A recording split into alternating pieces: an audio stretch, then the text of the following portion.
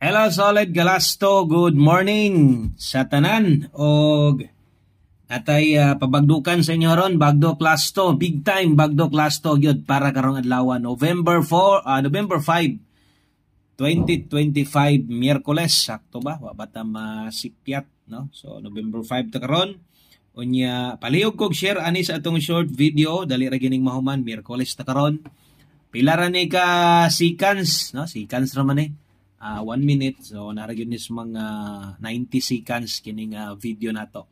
Okay lang, bahalag short video, guwata ka live. Ang importante nga, pirmi gihapon tang ga-update di sa inyo at agsaratang maka-absent, no? Kung ganahan mo taya bagdo class to, so nagid mo'y makita, no? Kung bago mo dire, welcome kay mo, click ra ng subscribe or follow, dayon i-share ang atuang short video. Daghang kay salamat og atong pabagdukan nga last to sa inyo ha. Upat ra gihapon kabuok, no? Nag-una diha ang 6-4. Okay? So, 4 total combination bagdok. Ang lubag, pwede ra kay ginagmay, kaduhang 12. Okay? Ang ikatulo, 0-8. Unya, syempre, di magid na makomplito.